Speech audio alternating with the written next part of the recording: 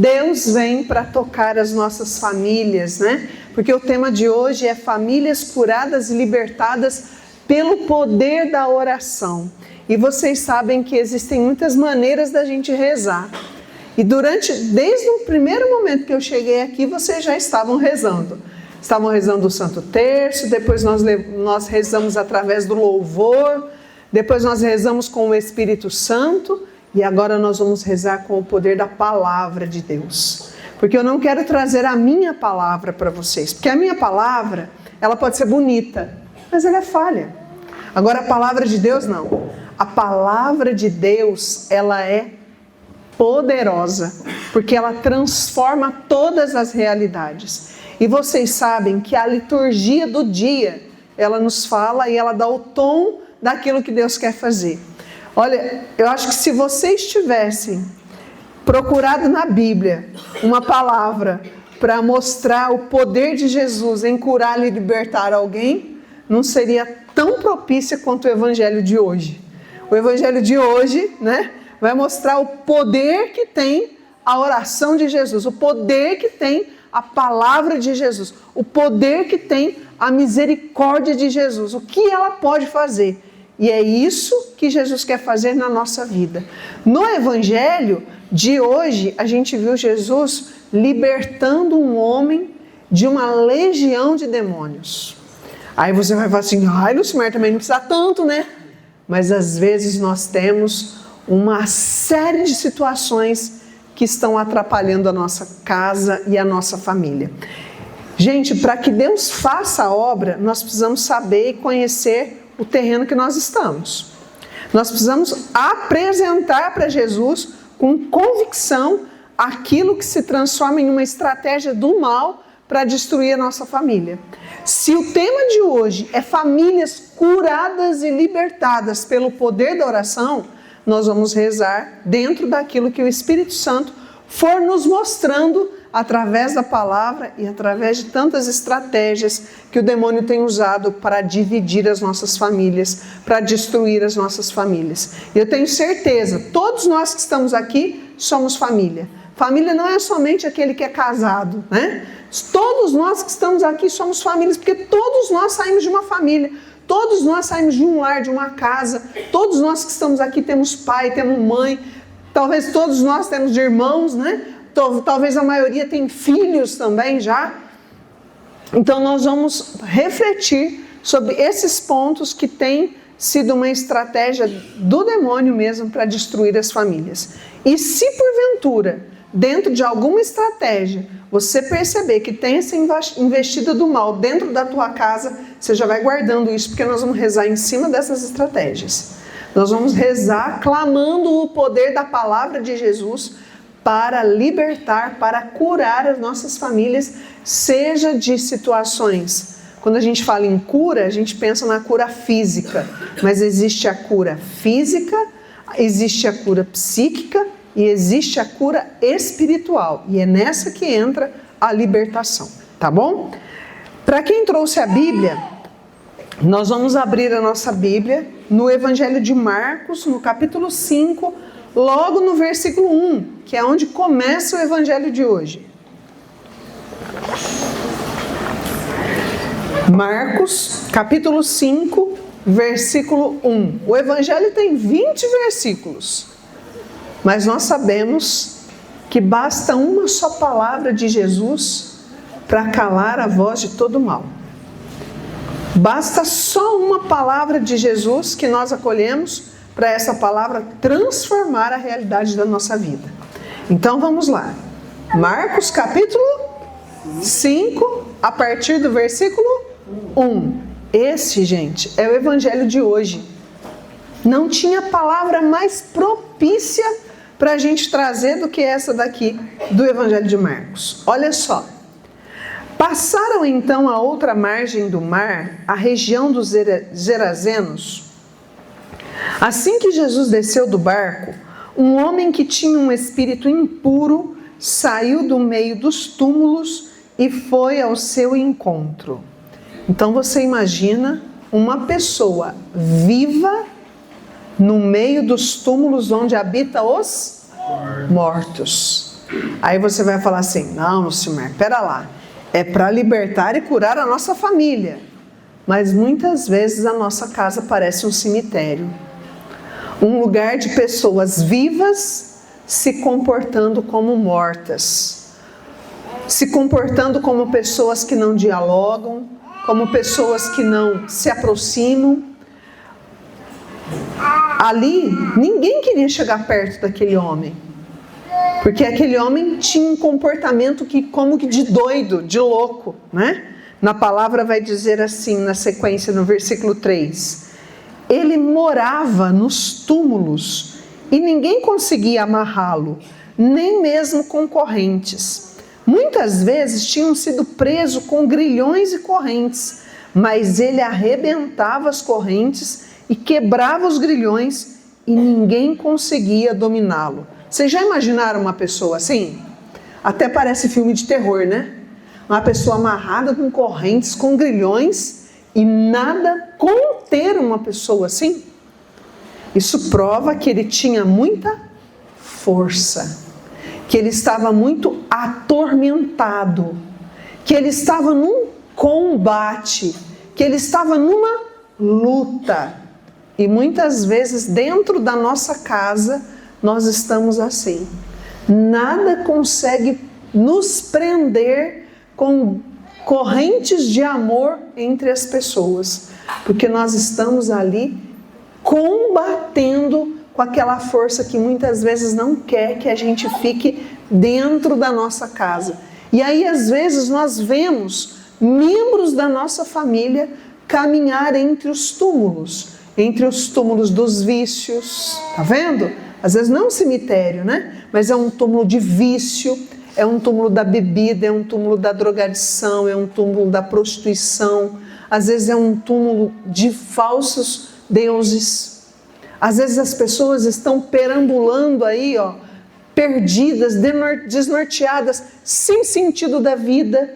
Às vezes as pessoas estão entre os túmulos de doenças psíquicas, de doenças emocionais. Às vezes as pessoas estão entre os túmulos de tantas situações que tem tirado delas a alegria, a vontade de viver, o ânimo, faz elas olhar só para realidades de morte, de desolações, faz elas caminharem cada vez mais para as trevas. Olha bem aqui o que diz essa palavra. No versículo 5 vai dizer assim: dia e noite andava entre os túmulos e pelos morros, gritando e ferindo-se com pedras. Olha isso, gente. Uma pessoa que foi criada à imagem e semelhança de Deus. Uma pessoa que com certeza tinha uma família. Uma pessoa que vivia perambulando como alguém que realmente estava possesso. Possesso pela tristeza, pela mágoa, pelo rancor, pelas dores, pelas divisões. Uma pessoa que estava ali se debatendo com as pedras, se ferindo, porque já não estava mais se valorizando. Pode ser que talvez você esteja olhando para mim e falando assim, nossa, o que a Lucimar está falando?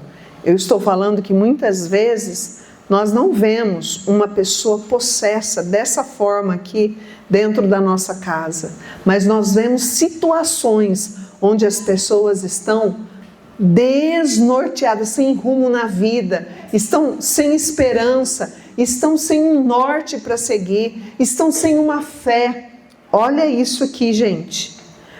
Ao ver Jesus de longe, o homem correu, caiu de joelhos diante dele e gritou bem alto: que queres de mim, Jesus, filho do Deus Altíssimo?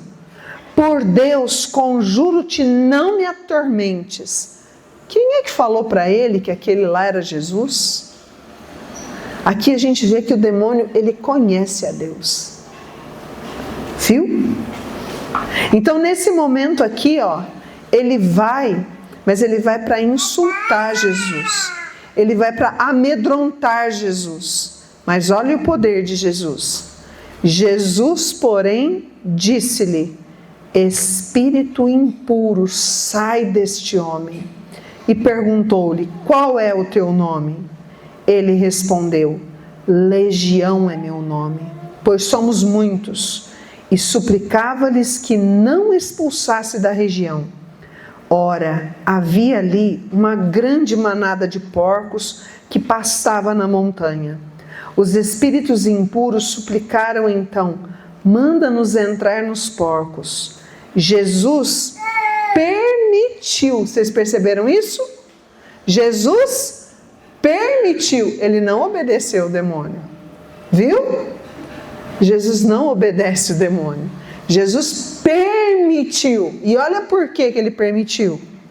Jesus permitiu e eles saíram do homem e entraram nos porcos. E a manada, uns 2.000 porcos, precipitou-se pelo despenhadeiro e afogou-se no mar. Os que cuidavam dos porcos fugiram e contaram a notícia na cidade e no campo. Imagina só, foi a notícia, né? Foi a notícia. Um só homem com uma legião de espíritos maus e com uma palavra de Jesus, Jesus permite que aquela legião saia dele, vá aos porcos e olha só, e muitos foram ver o que havia acontecido. Chegaram junto a Jesus e viram o possesso, aquele que tivera a legião, sentado, vestido e no seu perfeito juízo. Vocês estão lembrados como era esse homem antes? Esse homem era um doido quase, né? Vivia no meio dos mortos, perambulava pela cidade, se debatia com as pedras, gritava, quebrava as correntes dos grilhões, nada continha eles. Bastou uma palavra de Jesus e ele ficou sentado, vestido e no perfeito juízo. Vocês estão entendendo o poder da palavra de Deus na nossa vida? O poder da palavra de Deus na nossa casa? O poder da palavra de Deus na nossa família? Então, meus irmãos, o que nós precisamos fazer é conhecer a palavra de Deus, que tem o poder de libertar qualquer pessoa de uma legião de demônios. Então, imagina o que a palavra de Deus não pode fazer dentro da nossa casa. Só que o demônio é astuto, hein? O demônio não quer que você pregue a palavra de Deus na sua casa. O demônio não quer que você anuncie o evangelho na sua casa. O demônio não quer que você atraia bênçãos para a tua casa. O demônio quer que você fale que a sua casa é um inferno, que você já não sabe mais o que vai fazer ali. O demônio quer que você olhe para aquelas pessoas difíceis e tenha o desejo de desistir delas. O demônio quer que você proclame na tua casa palavras malditas, para maldizer a tua casa, que é um lar sagrado, que é um lar de sagrada família. O demônio quer destruir, e ele começa destruindo por aquilo que a gente fala, por aquilo que a gente proclama, porque a nossa palavra também ela tem poder de bênção e de maldição. A nossa palavra tem o poder de abençoar e a nossa palavra tem o poder de amaldiçoar. Então, meus irmãos, se o nosso coração estiver cheio da palavra de Deus, pode vir a tempestade que for para a nossa casa, nós não vamos atrair palavras de derrota, nós vamos atrair para a nossa família palavra de bênção, palavra divina, palavra de Deus, palavra de vida eterna, palavra de salvação, porque é isso que a palavra de Deus é. Você concorda com isso? Sim. Então presta muita atenção, porque olha aqui o que Jesus fez com aquele homem. E ficaram, quando as pessoas viram, né, que aquele homem que era possesso estava sentado, vestido e no perfeito juízo, eles ficaram com medo. Os que presenciaram o fato contavam-lhe o que havia acontecido com o possesso e com os porcos. Então, puseram-se a suplicar a Jesus que fosse embora do território. Ao ver o grande bem que Jesus tinha feito, muitos ficaram com medo do que Jesus poderia fazer e pediram para Jesus se retirar dali. Quando Jesus ia entrar no barco, o homem que estivera possesso pediu para ficar com ele. Jesus, porém, não permitiu, mas disse-lhe: olha o que Jesus disse para quem foi liberto. Quem é que tem que ser liberto hoje? Quem? Nós, né? Porque somos nós que estamos aqui. Às vezes a gente está aqui e pensa assim: ai, o fulano tinha que estar aqui hoje. Ai, por que a fulana não veio? Porque nós precisamos ser libertos. Porque nós precisamos ser curados. E quando nós somos alcançados pelo poder da palavra de Jesus, olha aqui o que Jesus fala para nós também. Vai para a tua casa, junto dos teus, e anuncia-lhe tudo que o Senhor fez por ti e como te mostrou misericórdia. Olha só que sabedoria de Jesus. Se Jesus levasse aquele homem liberto com ele, o assunto ia acabar, não é? Porque daí Jesus estava levando ele com ele, daqui a pouco ninguém mais se falava do fato, porque eles iam tentar abafar o fato, né? Mas Jesus não permitiu que ele fosse. Jesus quis que ele voltasse para a casa dele e que ele chegasse lá e contasse para todos, não só para quem morava na sua casa, mas para todos aqueles que ele conhecia, para os seus vizinhos, para aquelas pessoas que há muito tempo não tinham coragem de falar com ele, que há muito tempo já não ouvia mais a voz dele. Jesus fez aquele homem que foi tocado pelo poder da sua palavra, ou seja, foi curado, foi libertado. Jesus fez dele um apóstolo, um discípulo, alguém que propagou o bem que Jesus fez. E isso é tão verdade que a palavra fala assim, ó: o homem foi embora e começou a proclamar na Decápole tudo quanto Jesus lhe fizera, e todos ficaram admirados. Tá vendo, gente, como é que a gente traz almas para Deus? Quando Deus toca a nossa vida, quando Ele realiza uma cura em nós, a gente não tem que guardar aquilo na gaveta, não. A gente não tem que esconder das pessoas, não. A gente tem que testemunhar, a gente tem que falar, a gente tem que anunciar, porque é o nosso testemunho que traz as pessoas para Deus, que traz os nossos entes queridos para Deus, que mostra para as pessoas o quanto que nós estamos sendo transformados. As pessoas começam a olhar para nós e vai percebendo as transformações que Jesus está fazendo, as transformações que Jesus está realizando, e essa graça precisa ser partilhada, comentada, falada, anunciada, proclamada com muitas pessoas, no nosso lugar de serviço, na nossa família, com aquelas pessoas que não vêm aqui hoje, sabe? Talvez você está aqui e você gostaria muito que outras pessoas da tua casa, da tua família, às vezes nem mora na tua casa, está morando fora, está morando em outra cidade, né? Mas você sabe que está com algum problema, com alguma dificuldade, você sabe que está meio desnorteado da vida, né? Ai, eu queria tanto que estivesse aqui. Você pode propagar a palavra de Deus para ele, você pode anunciar, mas primeiro eu e você temos que ser tocados por essa graça de Deus. Amados irmãos, diante dessa palavra, agora eu quero mostrar uma coisa para vocês. Aquele homem que estava possesso, ele sofria vários ataques do mal, porque ele tinha uma legião de demônios com ele, não é verdade? Quais são os ataques que a nossa família tem passado nesses últimos tempos? Posso falar um pouquinho com vocês sobre esses ataques? Sim. E se você for identificando isso, nós vamos rezar com eles, tá bom? Vamos lá. Um dos primeiros ataques do demônio com a nossa família, ele quer desunir. O primeiro ataque do demônio na nossa família é a desunião. Porque quem ataca é o diabo, e o diabo é o que divide, enquanto Jesus veio para unir. Né? A palavra não fala: quando eu for exaltado, atrairei muitos para mim? Não é assim? Então, o demônio, ele tem atacado as famílias para dividir as famílias, para colocar disputa, rancores, comparações. E isso ele vai fazendo porque ele quer acabar com o diálogo das famílias. Ele deseja fazer com que as famílias não conversem mais. Se as famílias não se dialogam entre si, não vão dialogar com Deus. Era isso que acontecia com aquele possesso. ele não dialogava mais com a família, então ele não suportava mais ficar ali. Ele começou a viver uma vida de morto, né?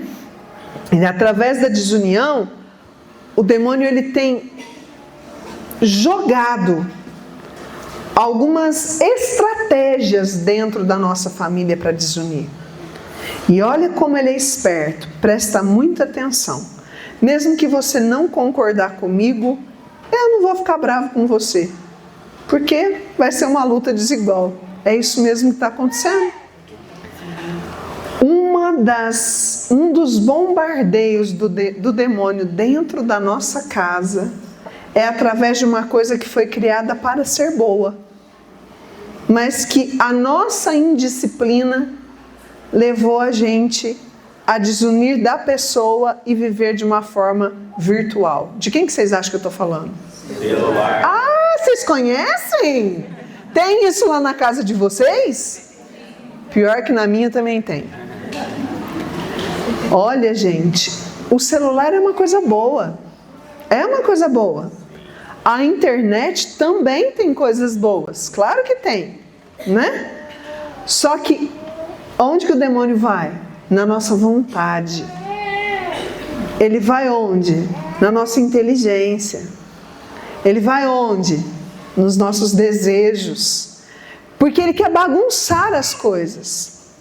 Então, quando ele mexe na nossa liberdade, ninguém tem o poder de mexer na nossa liberdade. Mas às vezes ele vai nos tentando, né? E ele tenta assim, com coisas que são boas. Não, eu vou ver só um pouquinho, eu quero ver aquele videozinho lá sabe? E aí vai, só que aí você não fica só com aquele videozinho. Você vai vendo mais uma coisa. Daqui a pouco, aquele tempo que você tinha para conversar com o seu filho, com o seu marido, com a sua esposa, com o seu pai, com a sua mãe, com o seu irmão, aquele tempo foi gasto com pessoas bem distantes de você. Você não soube usar o diálogo dentro de casa. Você dialogou com quem estava longe e não enxergou quem estava perto, precisando de você. Ah, mas eu uso o celular para evangelizar. Todo dia eu mando uma mensagem da Bíblia para as pessoas do meu grupo. E quantas mensagens da Bíblia você manda para as pessoas da tua casa? Ou você está no quarto e precisa falar com quem está na cozinha e manda uma mensagem de WhatsApp. Olha isso que acontece no nosso meio. Isso está nos separando. E essa ferramenta já separou casais, destruiu casamentos, namoros, noivados, amizades, fé. Essa ferramenta já acabou com posse de famílias, através de tantos joguinhos que tem por aí afora.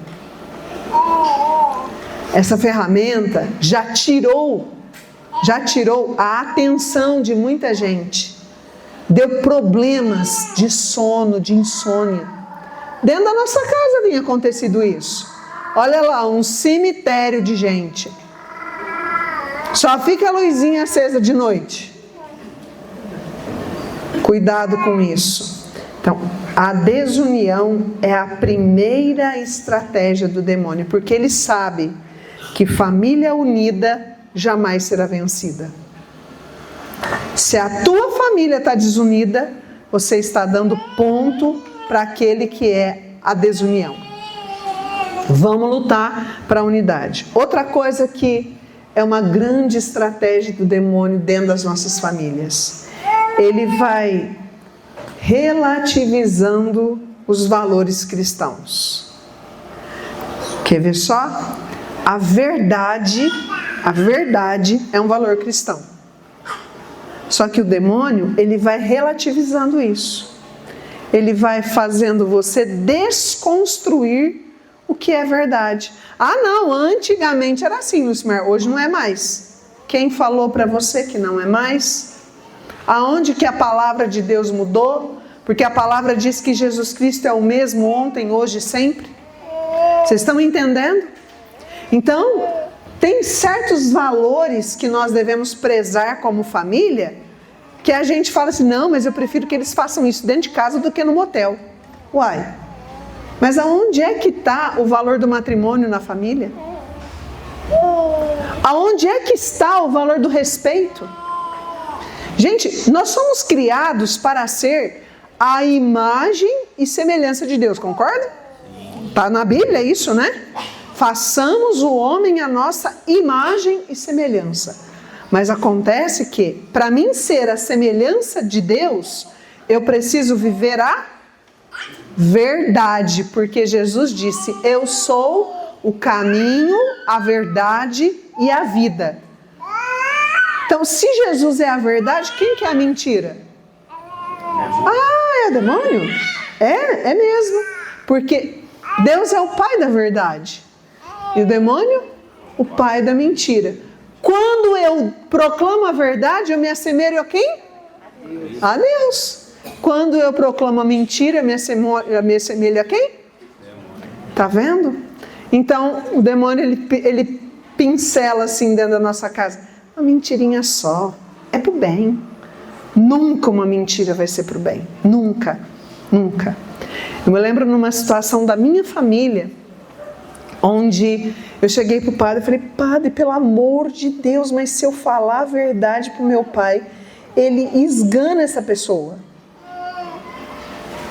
O padre olhou bem para mim e falou assim para mim, Lucimar, fale a verdade, somente a verdade e nada mais que a verdade. O seu pai tem o dom da paternidade e é esse dom que vai reinar na vida dele. Ele pode ficar bravo, ele pode dar murro na mesa, ele pode falar o que for, mas a verdade liberta. Entende? A verdade liberta. Jesus toca no meu coração para falar isso para vocês, porque se nós estamos vivendo alguma situação onde nós estamos vivendo a mentira, saiba, a mentira está te escravizando. São aqueles grilhões que prendia aquele homem de espíritos imundos. A mentira nos aprisiona. Jesus disse, a verdade vos libertará. Entenderam? Existem muitos outros valores cristãos. A fé, por exemplo. A fé. Eu tenho 52 anos de idade, mas eu sou de uma geração onde de criança eu aprendi de criança a dormir sempre rezando antes de dormir. Nem se fosse para rezar só aquela oração que falava assim, né? Com Deus me deito, com Deus me levanto, com a graça de Deus, com o Divino Espírito Santo. Nem se fosse só essa oração, mas tinha que rezar. Para que o nosso sono fosse abençoado, para que a nossa noite fosse abençoada. Que oração que o povo faz hoje? A da luzinha do celular.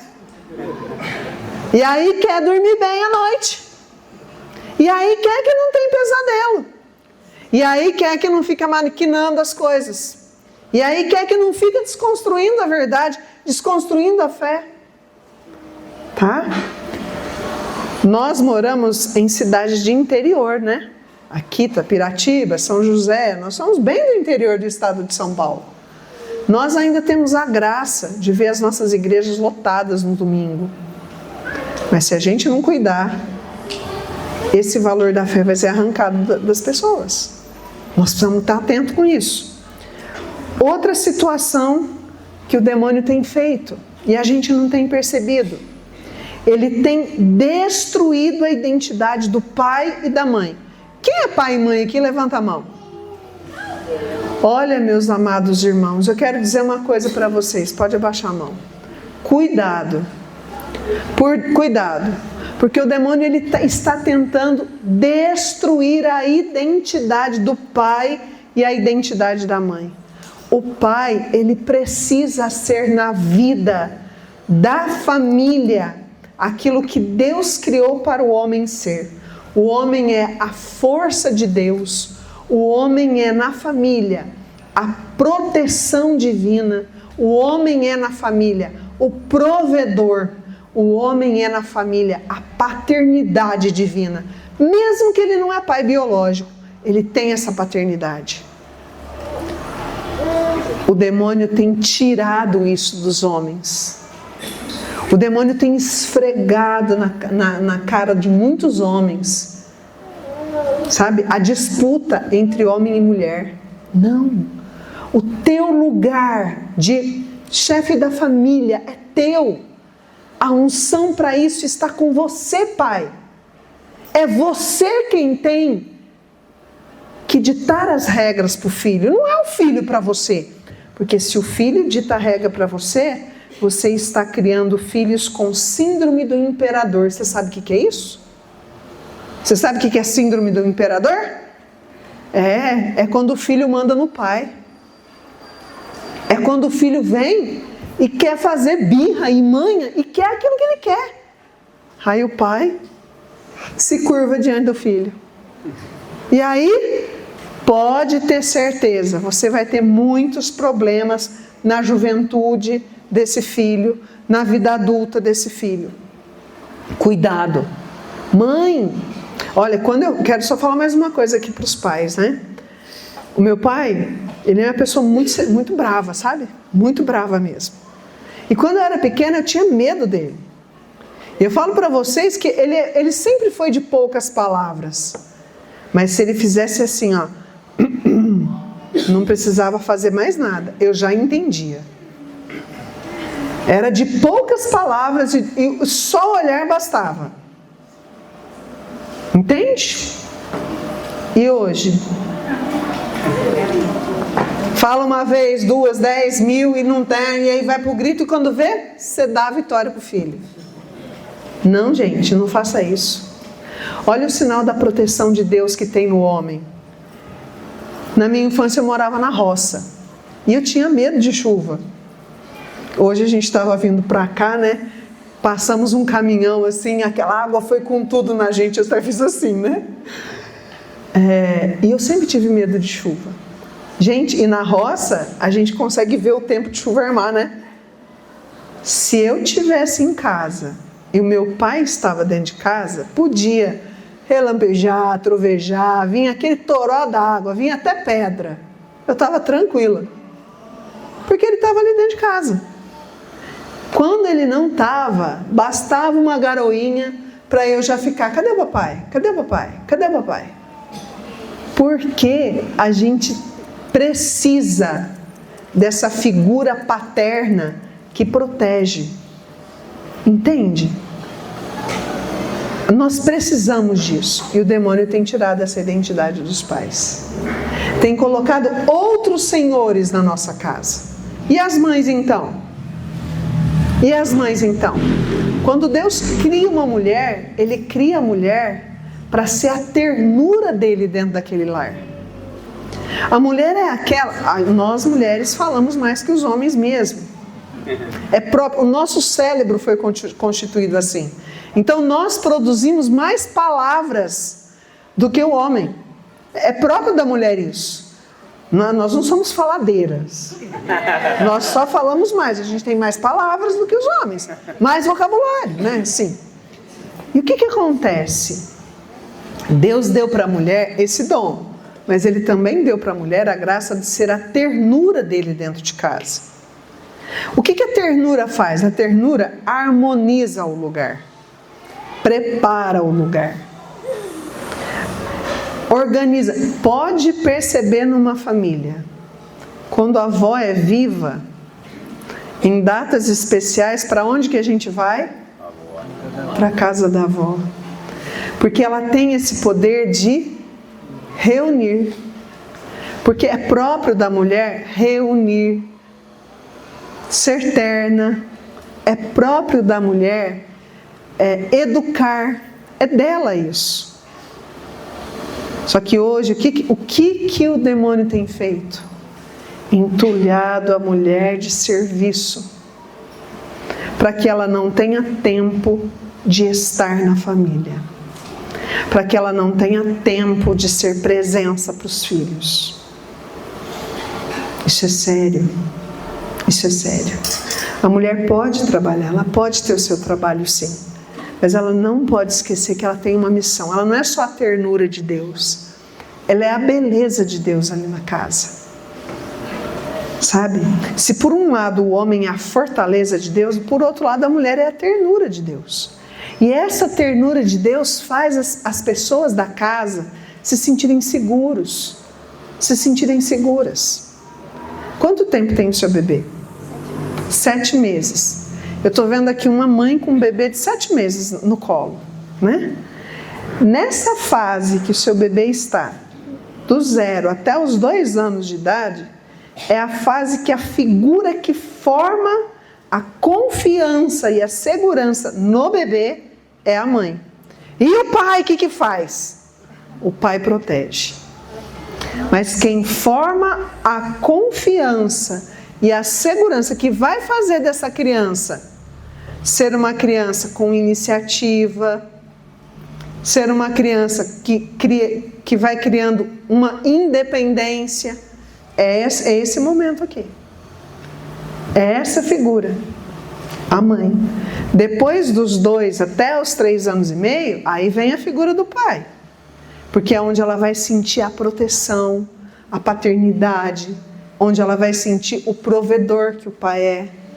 Entende? Essas coisas estão sendo tiradas. Gente, tem muito para falar sobre isso, mas muito mesmo. Só que a gente tem que rezar, né? A gente tem que rezar.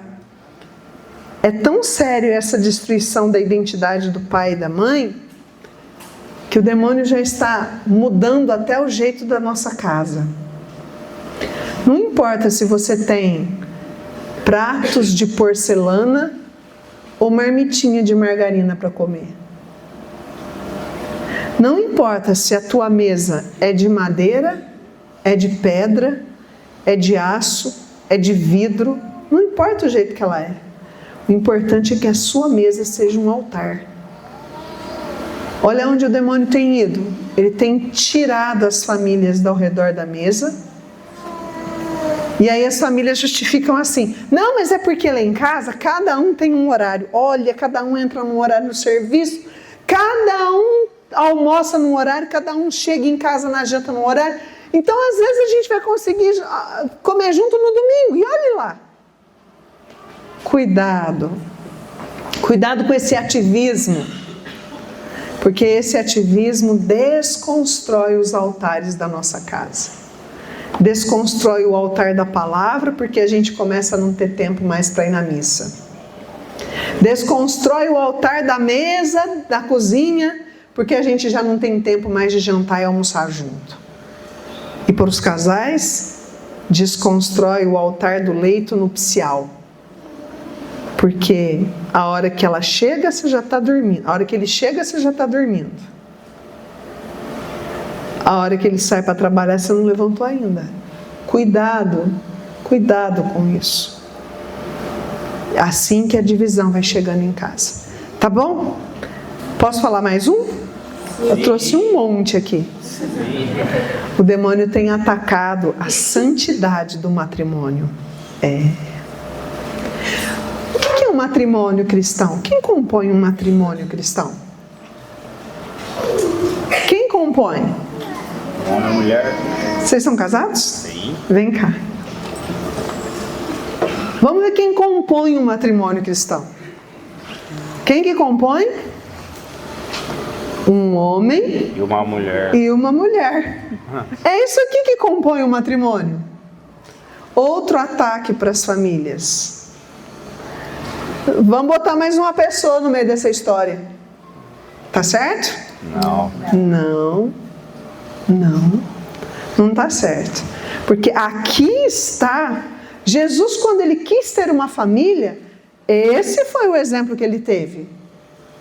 O pai adotivo, que é Jesus, que é José e Maria.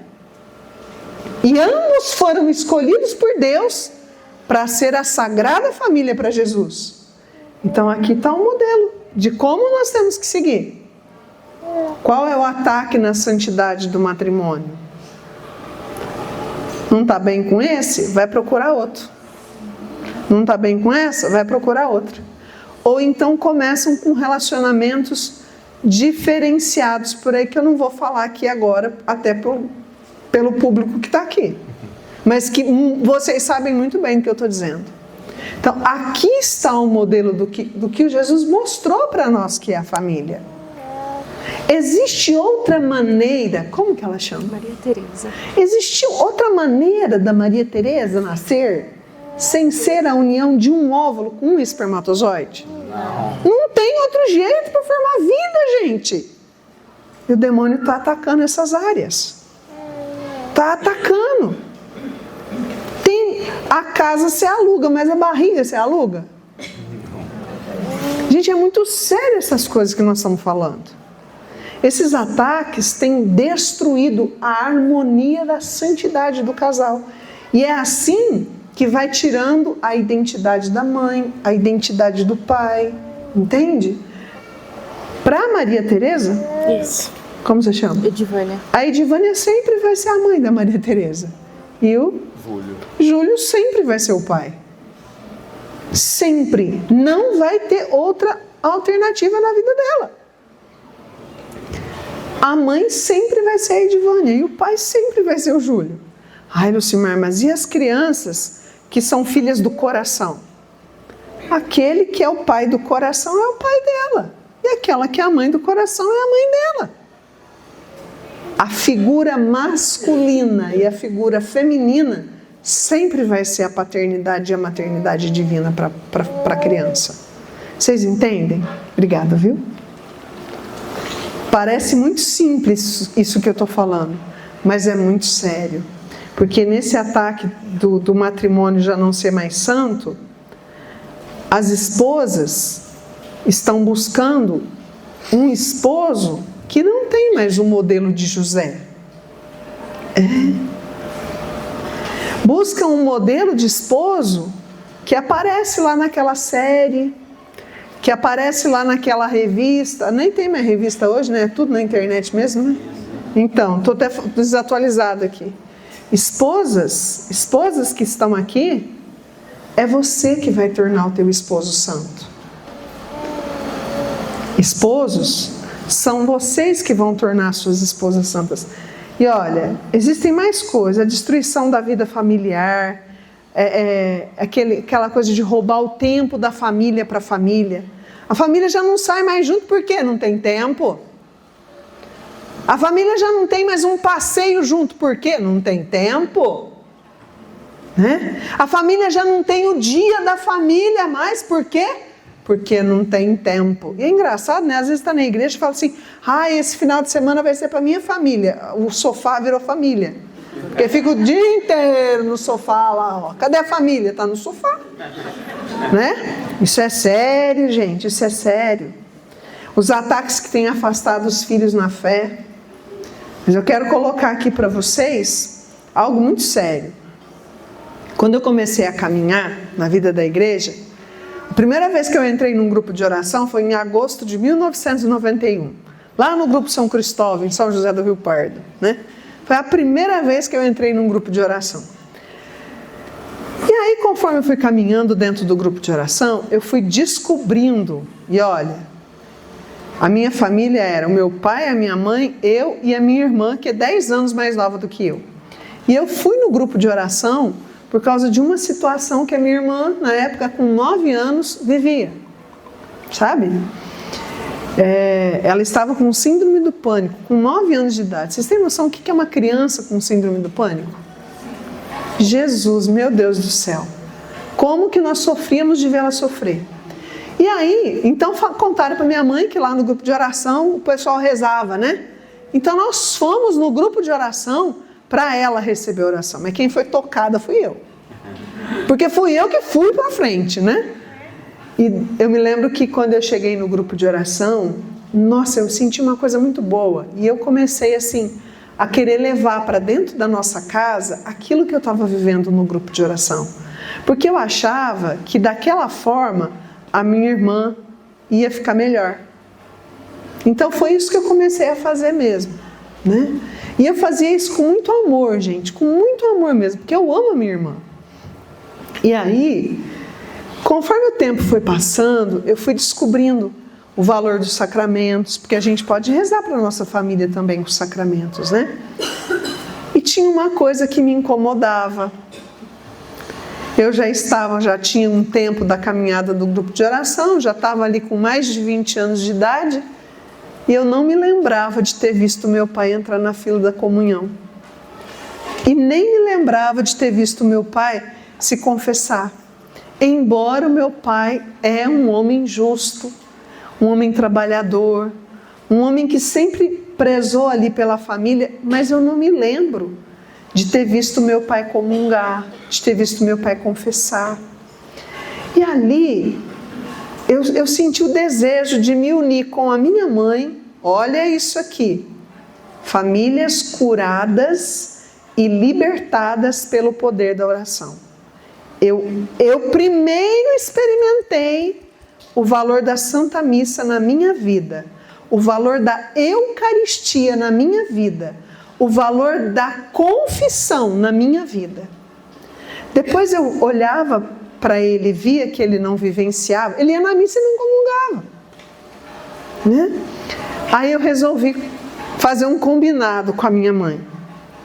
Mãe, vamos começar a rezar para que o papai possa comungar e confessar? Confessar e comungar? A minha mãe falou, filha, só por Deus isso mesmo, porque olha o que eu já falei para esse homem. Falei, mãe, então vamos nós duas falar para Deus desse desejo.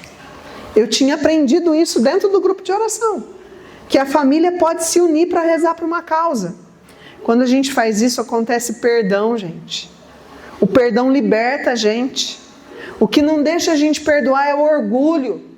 O que não deixa a gente perdoar é o demônio que fica ali falando que perdoar é para fraco. Não é para forte, é o contrário, né? Então eu e minha mãe começamos ali. Nós fizemos uma intenção, que a gente, toda a missa que a gente participasse, a gente ia comungar e ia agradecer Jesus, porque Jesus já tinha marcado o dia e a hora para o meu pai confessar e comungar. Olha que loucura! Eu fiz isso. Na primeira missa que eu participei nessa intenção, eu pedi. Depois, eu só agradecia. Eu comungava, eu adorava Jesus e eu falava assim para Jesus, Jesus, eu quero te agradecer, viu? Porque o Senhor já tem dia e hora para o meu pai confessar e comungar. E a minha mãe fazia a mesma coisa. Nem sei quantas missas que eu fiz isso. Eu sei que um belo dia chegou na porta da casa da minha mãe um casal para convidar os meus pais para ir no encontro de casais, porque meu pai não gostava de grupo de oração. Aí a minha mãe falou assim, olha, eu falo que vocês vieram aqui, mas o meu marido não é tão fácil assim não. Sei não se ele vai.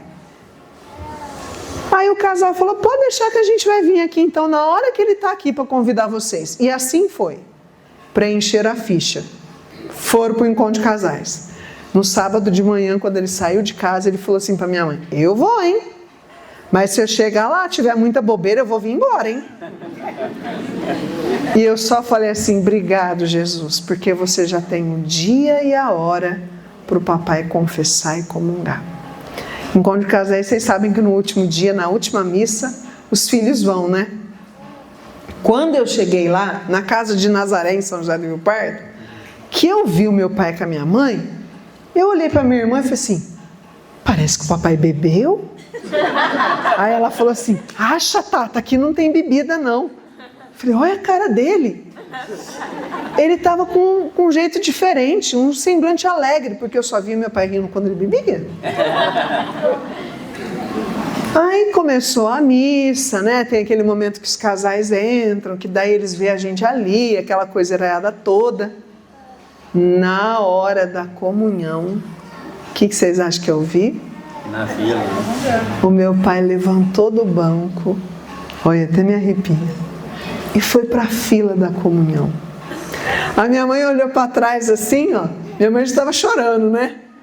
E aí eu e minha irmã também, de alegria. Porque depois desse dia, eu tive a graça de ver o meu pai ir à missa até sozinho, de ver meu pai se confessar sozinho. Depois desse dia, desse encontro, nunca mais ele deixou de confessar e comungar. Olha, mulheres, quem vai ter um marido santo é você. E eu sou celibatária, gente, rezei pro pai, tá vendo? Mulheres, quem vai ter um marido santo é você, então quem tem que rezar por ele é você. Esposos, quem vai ter uma esposa santa é você, então quem tem que rezar por ela ser santa é você. É a tua vida, a tua conduta que vai santificar ela. Ô esposas, é a tua vida e a tua conduta que vai santificar ele. Gente, vocês não têm noção, porque realmente eu fui muito tocada pela Eucaristia na minha caminhada, sabe?